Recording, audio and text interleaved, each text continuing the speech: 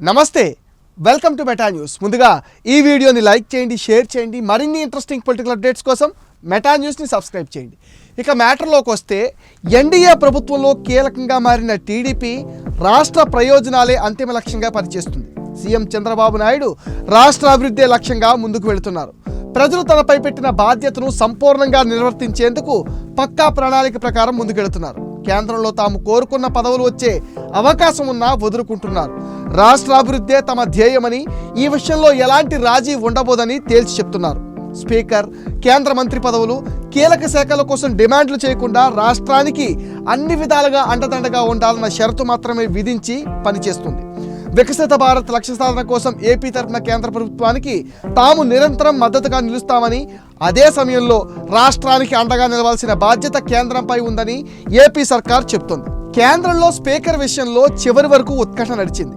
Lok Sabha speaker పదవిపైన TDP, JDU కన్నేశాయి అంటూ వార్తలు వచ్చాయి. కానీ అవన్నీ ఊహాగానాలేనని తేలిపోయింది. స్పీకర్ పదవిపైన అమిత్ షా నుంచి ఫోన్ వచ్చినప్పుడు తనకు పదవులు వద్దని, రాష్ట్రానికి నిధులు మాత్రమే కావాలని చంద్రబాబు కోరారు.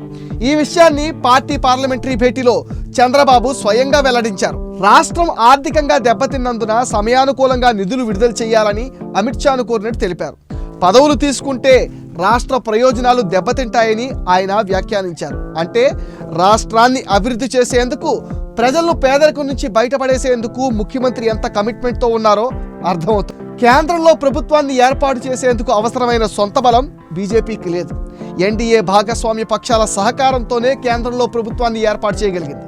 ఎన్డీఏలో ఉన్న సంఖ్యాబలం 292. ఇందులో తెలుగుదేశం పార్టీ 16, జేడీయూ 12 మంది సభ్యులు ఉన్నారు. ఈ రెండు పార్టీల వల్లే కేంద్రంలో బీజేపీ నిలబడింది. ఈ నేపథ్యంలో జేడీయూ తనకు కావాల్సిన పదవులు బీజేపీ నుంచి తెచ్చుకుంటుంది. కానీ చంద్రబాబు మాత్రం పదవుల కన్నా రాష్ట్ర ప్రయోజనాలే మిన్నా అని డిసైడ్ అయ్యారు.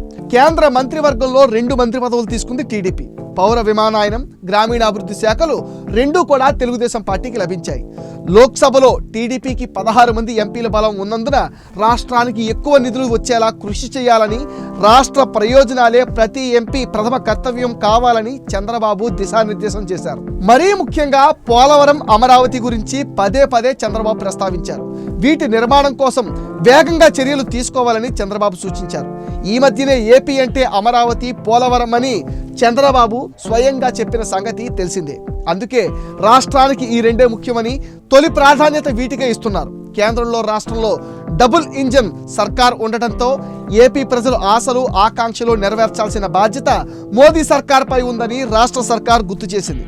విభజన హామీలు నెరవేర్చుకోవడంతో పాటు అన్ని విషయాల్లో కేంద్ర సహకారాన్ని కోరుతుంది. ఇప్పటికే 5 ప్రధాన అంశాలను ఆర్థిక మంత్రి నిర్మలా సీతారామన్ దృష్టికి తీసుకెళ్లారు AP finance minister Payyavula Keshav. Jagan విధ్వంస పాలన కారణంగా ఆర్థికంగా నష్టపోయిన రాష్ట్రాన్ని కాపాడుకునేందుకు అహర్నిశలు శ్రమిస్తున్నారు ముఖ్యమంత్రి చంద్రబాబు.